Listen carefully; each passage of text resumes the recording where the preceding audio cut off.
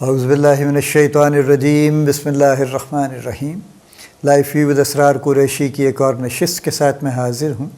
اللہ پاک مجھے اچھی بات عطا فرمائے اور اس بات کو آپ تک اچھے طریقے سے پہنچانے کی توفیق عطا فرمائے، آمین۔ عملی زندگی اور اس کا سب ٹاپک گھریلو زندگی، اور اس میں ہم بات کر رہے ہیں۔ ہم نے شادی کی بات تو کافی کر لی ہم نے۔ آج کا ٹاپک ہم لیتے ہیں میرے بچے۔ قرآن پاک میں ہے کہ اللہ جس کو چاہتا ہے بیٹے دیتا ہے، جس کو چاہتا ہے بیٹیاں دیتا ہے، اور جس کو چاہتا ہے دونوں دیتا ہے، اور جس کو چاہتا ہے عقیم رکھتا ہے، وچ مین کہ بے اولاد رکھتا ہے۔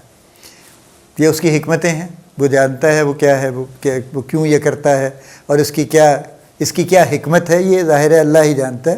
ہم بظاہر تو ہم افسوس کرتے ہیں نا کہ فلاں کا کوئی بچہ نہیں ہے جی، یا خدا نخواستہ جی ان کے ایک دو بچے ہوئے تھے، وہ بہت ارلی فوت ہو گئے۔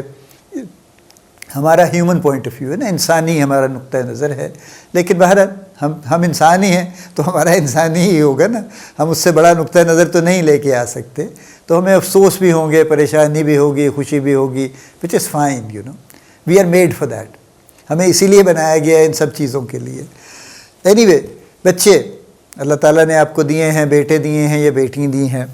ایک تو یہ قصہ سیدھا ہو جانا چاہیے میرے خیال میں کہ اگر گھر میں لڑکی ہوتی ہے کسی جوڑے کے ہاں، تو اس میں قصور بیوی کا نہیں ہے، قصور میاں کا ہے۔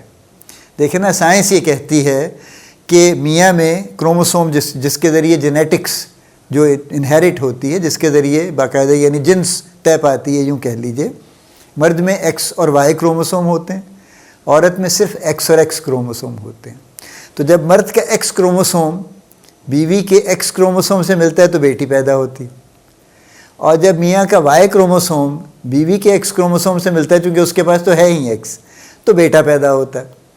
تو اب اس میں کس کا رول ہے؟ بیٹا یا بیٹی ہونے میں میاں کا رول ہے نا، ہسبینڈ کا رول ہے، باپ کا رول ہے، ماں کا تو کوئی رول ہی نہیں ہے اس کو تو جو کروموسوم جس طرح سے انٹریکٹ کریں گے اس پہ تو اس کا کنٹرول نہیں ہے۔ ظاہر ہے کنٹرول میاں کا بھی نہیں ہے، وہ یہ ڈیسائیڈ نہیں کر سکتا کہ میرا ایکس کروموسوم ہی جا کے ملے گا۔ بٹ کہنے کا مطلب یہ ہے کہ جس بنیاد پہ کئی خواتین کو گھر سے نکال دیا جاتا ہے کہ تمہاری 3 بیٹیاں ہو گئی ہیں، 2 بیٹیاں ہو گئی ہیں، شکل نہ دکھانا اب آئندہ یہاں پہ، ہم بیٹے کی دوسری شادی کریں گے، ہمیں بیٹا چاہیے۔ یہ سرے سے بے وقوفی اور انتہائی یعنی کم عقلی سے بھی کچھ آگے جہالت اور پتہ نہیں کیا گفتگو ہے یہ۔ دوسری بات یہ ہے کہ جہاں بیٹیاں ہیں، 2 ہیں، 3 ہیں، وہاں پہ اب ایک لائن چلے جا رہی ہے کہ جی بس بیٹا چاہیے، چاہے 10 بیٹیاں ہو جائیں، چاہے 15 بیٹیاں ہو جائیں، جب تک وہ بیٹا نہیں ہوگا جان نہیں چھوٹے گی۔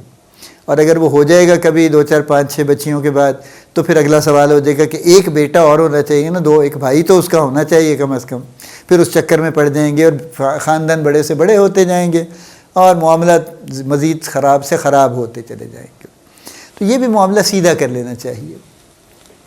اللہ تعالیٰ نے جو دے دیا ہے اس پہ شکر کریں، صبر نہیں، شکر کریں اس کے اوپر، اور اس کو اچھے طریقے سے، یعنی کتنے ہمارے علماء حضرات، مولوی حضرات جمعوں میں بھی حدیثیں سناتے ہیں کہ حضور پاک صلی اللہ علیہ وسلم نے فرمایا کہ جس کی 2 بیٹیاں ہوں اور اس کی اچھی طرح پرورش کرے اور ان کی شادیاں کرے تو وہ وہاں پہ بہشت میں میرے ساتھ یوں ہوگا جیسے 2 انگلیاں ساتھ ہوتی ہیں۔ اس طرح کی اور بہت سی باتیں وہ بتاتے ہیں، اس کے باوجود ہمارا رویہ نہیں بدلا، ٹھیک ہے نا؟ ہمارا رویہ اب بھی وہی ہے کہ بیٹی ہوتی ہے۔ مجھے اچھی طرح یاد ہے جب ہاسپٹل میں ہماری بیٹی، میری اور میری وائف کی، تو وہ ظاہر ہے میں باہر کھڑا تھا لیبر روم کے انتظار میں کہ اندر سے جو خبر آتی ہے، تو ہاسپٹل والوں نے پابندی لگائی ہوئی تھی کہ کوئی آیا، کوئی سٹاف بالکل کسی کو نہیں بتائے گا، چونکہ کوئی مسائل ہو چکے تھے۔ ڈاکٹر باہر آئے گی خود اور وہ بتائے گی۔ اینی وے، ڈاکٹر صاحبہ تشریف لائیں اور مجھے کہا کہ جی آپ کی بیٹی ہوئی ہے۔ اچھا، کوئی 6 8 لوگ نا وہاں انتظار میں کھڑے تھے ہاسپٹل سٹاف کے، باہر والے کو، صفائی والا کو، فلاں۔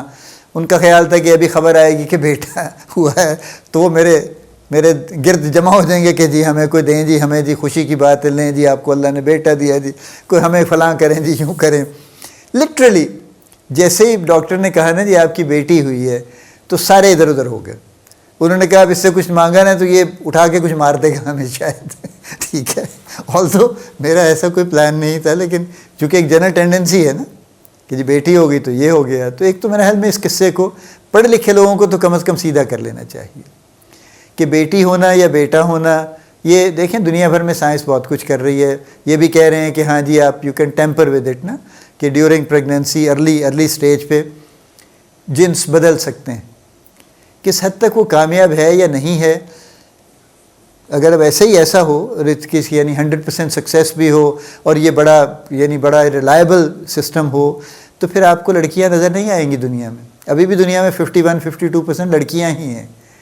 ان تمام خاندانوں کی خواہش کے باوجود جو کہ یہ چاہتے ہیں کہ صرف بیٹے ہونے چاہیے، اس کے باوجود لڑکیاں ہیں اور ہو رہی ہیں، چونکہ وہ کئی ٹوٹکے لوگوں نے لگائے ہوئے ہیں نا.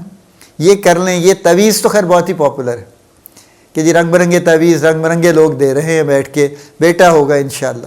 اس سے کم تو وہ بات ہی نہیں کرتے نا. یعنی اس کو ہم نے بیٹا بیٹی کو، ٹھیک ہے قرآن پاک میں بھی یہی ہے دیا ہوا. میں عالم نہیں ہوں، میں ایسی قرآن پاک کے ریفرنس دیتا ہوں، بہت کم علم جو میرے پاس ہے تھوڑا سا اس کی بنیاد پہ. لیکن ہے کہ بیٹی ہوگی تو وہ سارا دن اس کا جو موڈ خراب رہے گا، اس کا چہرہ سیاہ ہو جائے گا غم کے مارے، اور وہ گھٹتا رہے گا اندر سے اور سوچے گا کہ میں اس کو زمین میں گاڑا ہوں یا میں اس کا کیا کروں اس شرمندگی سے بچنے کے لیے. تو یہ تو آج کا قصہ نہیں ہے، یہ ہزاروں سال پرانا قصہ ہے. لیکن کبھی تو اس کو ٹھیک ہو جانا چاہیے نا. اب دنیا کہیں سے کہیں چلی گئی، اس وقت لوگوں کو سائنس کا پتہ نہیں تھا، کچھ ان کو علم نہیں تھا، اتنی انفارمیشن آ گئی، سب کچھ پتہ ہے. اس کے باوجود اگر ہم انسسٹ کریں کہ ہم نے تو یہ کرنا ہے، تو پھر ظاہر ہے ہم پڑھے لکھے نہیں ہیں پھر. ٹھیک ہے. بہرحال ایک بات تو پہلی یہ ہے کہ بچے بچیوں کے درمیان یہ جو معاملہ ہے نا اس کو سیدھا کر لینا چاہیے. دوسری بات یہ ہے کہ ابھی بھی بہت سی فیملیز میں جہاں لڑکے اور لڑکیاں دونوں ہیں، وہاں پہ لڑکوں کو بہرحال پریفرنس دی جاتی ہر معاملے میں. ان کو کھانا بھی زیادہ دیا جائے گا، ان کو کپڑے بھی بہتر بنا کے دیے جائیں گے، ان پہ پڑھائی بھی ان کی کروائی جائے گی اچھے اسکولوں میں. بیٹیوں کو ایکچولی یہ ہو رہا ہے کہ بیٹیوں کو کھانا بھی کم دیا جاتا ہے. ٹھیک ہے، کھانا بھی تھوڑا ان کو یعنی بچا کھچا ہی دیا جاتا ہے، اور ان کو پڑھائی، یہ بہت ہمارے ہاؤس ہولڈ ہیں.